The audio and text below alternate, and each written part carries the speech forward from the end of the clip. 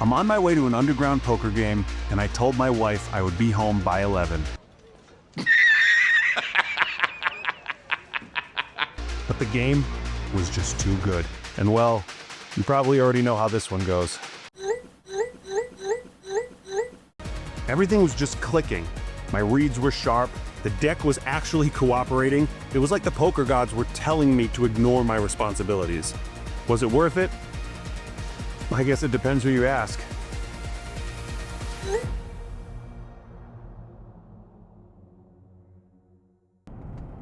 Let's go to this underground poker game, play good poker, and turn some sand into platinum. Patent pending. Trademark. Copyright infringement. We're here at the secret game. And we gotta do the secret knock.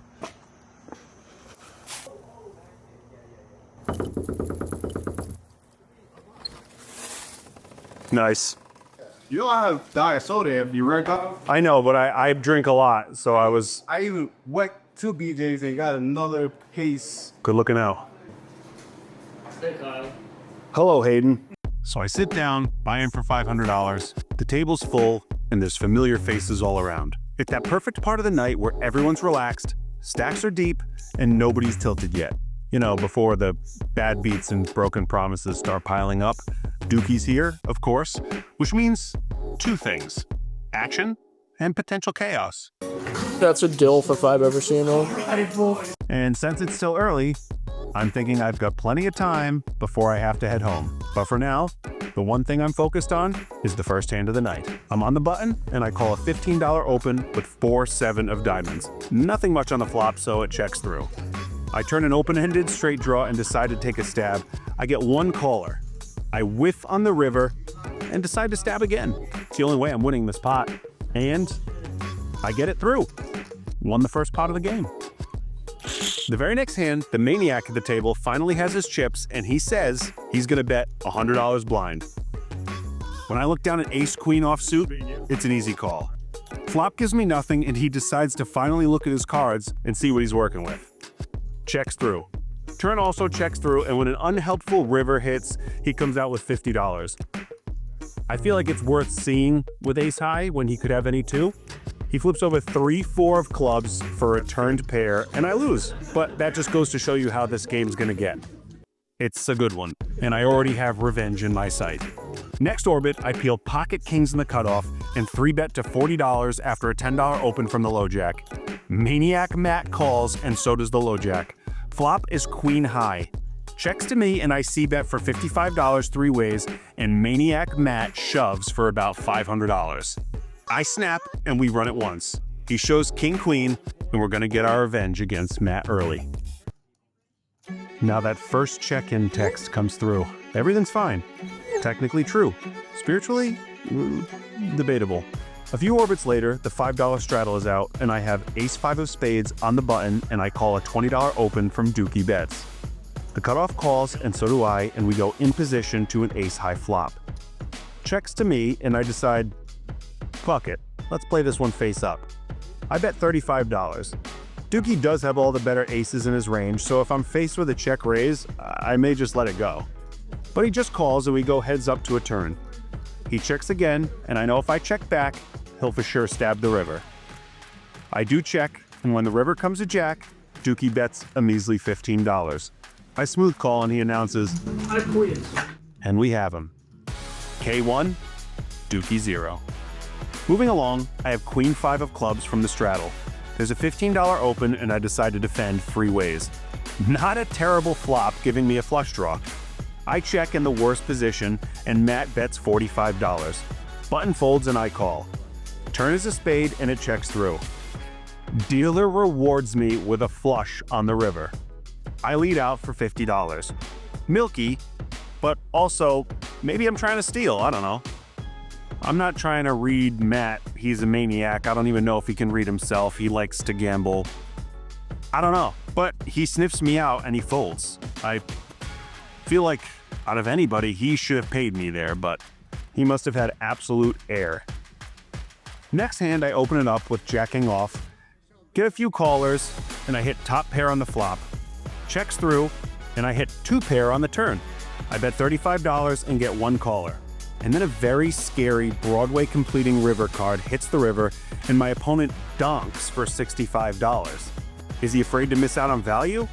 Or does he think the only way of winning this hand is to bet now? I think the price is too good for me not to call, and it's a good thing we did. Dukey's been very vocal about how face-up my play can be sometimes, and he may not be wrong. But I think it's okay in lower stakes. People aren't doing as much opponent reading in lower stakes. I feel like it's mostly just players play their own hand when it's 1-2, 1-3, and even 2-5. But what do I know? I don't know shit about Thug. However, I am getting tired of him saying, oh, Kyle only 4 bets with aces. Kyle only shoves with the nuts. But I decide to 3-bet and open on the button here with 9-4 off. I get a few callers, and the flop comes out all my range, but obviously not my exact holding. I confidently c-bet and I get folds all around with 9-4 offsuit. Take that, Dukey. I don't want to fucking hear it. You ever see that call come in and your soul just leave your body? Yeah, well, I figured I'd play this one a little dangerously and let it go to voicemail. Seems like a problem for future Kyle. These whales are just donating to me, and honestly, she'll understand. Spoiler alert, she didn't understand. Ace-king in the low jack, I 3-bet Tally's early position open, and I'm met with a cold call from Maniac Matt and a call from Tally, the initial aggressor. Someone I don't like to play hands with. She's intimidating. But in her defense, all women are intimidating to me. Here, Stan. This is for you. Block you! I hit top pair on the flop, Tally checks, and being monkey in the middle, I check. Matt checks as well, and the board pairs with the queen. I decide to see where I'm at with a bet of $55. Tal check raises me to $200. Normally in low stakes, a check raise on the turn is never a bluff. But Tally isn't a normal low-stakes player. She knows I get intimidated and will fold a lot of spots to any aggression. I now played with her long enough to know that she knows this about me. But does she know that I know that she knows this about me? Oh, I don't think I'm a lot dumber than you thought that I thought I was once. I call. The river comes out more paint, so now there's so much more I'm losing to. I hope she doesn't bet again. And thank God she doesn't, because I probably would have folded to any bet. I check back, and I'm good. If she watches this, she's gonna know that she now just needs to triple barrel her bluffs, and I will probably fold anything but the nuts. Now I'm in the straddle with the JQ poker hand and defend a $20 open from our friend Dom. Heads up, and I hit second pair on the flop and check to the aggressor. He c-bets for a quarter, and I stick around with second pair. A literal brick on the turn, and I check to Dom, who barrels again for $80. I don't think I believe him enough to give up my second pair just yet, so I call. The board pairs the river, and I check once more. Dom now gives up and checks back. We just can't lose tonight. It's now almost 11 p.m. and the duck game is live. If you don't know the duck game, it's the same as the fire truck game or the 3-in-a-row game. It really just means if you win 3 hands in a row, everybody at the table owes you a bounty, and if you win a 4th hand in a row, they owe you an even bigger bounty. And when Ty has any amount of ducks or fire trucks, he goes off. I open to $15 with Queen 9 of clubs and get 2 callers, followed by a 3-bet from Ty to 75. Now Ty has 1 duck. He could have any 2 or just saw paint and he really wants to go for that second duck. I call and so do the other 2. We go 4 ways to a pretty good flop. I have top pair and a flush draw.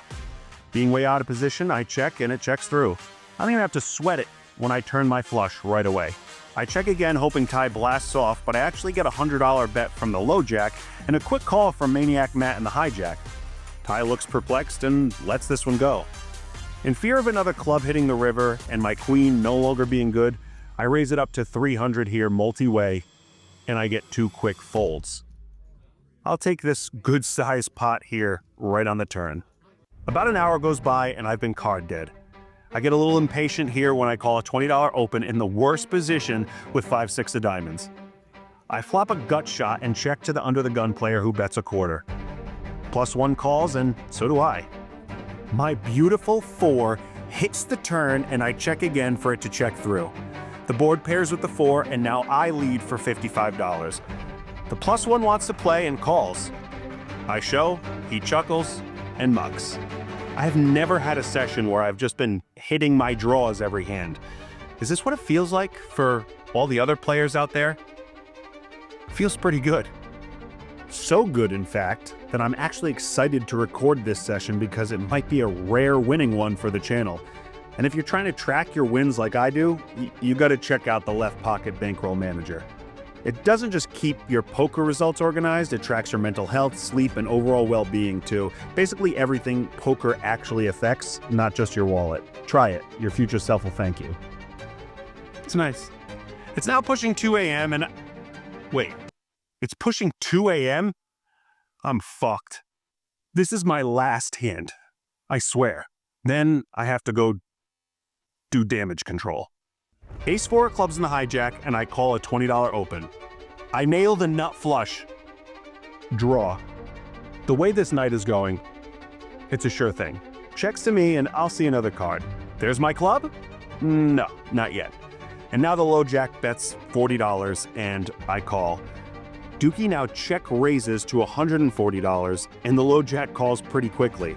This pot has ballooned quite a bit, and if I hit my club, coming home late and dealing with that repercussion might just be worth it. I call. Come on, club. Come on, club. And diamond. Checks through. I'm not even gonna try to steal it. Not with the way this hand played out. The low jack takes it with pocket queens. Guess I had more outs than I thought. It would have been a nice one. So, this session was solid. I booked a win, played well, held my own in a wild home game, and then, like the genius that I am, stayed until 2 in the morning after telling my wife I'd be home at 11. Real smooth. And of course, the last pot of the night, the one I convinced myself would make this all worth it, is one of the very few I was involved with and lost. Naturally. Look, poker's great. I love the game. I love the grind. I love the nights with friends.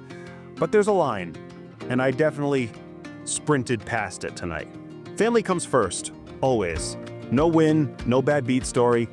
No hero call is worth making your partner feel like they're second place. I'm lucky she puts up with this hobby, and even luckier she still loves me after nights like this.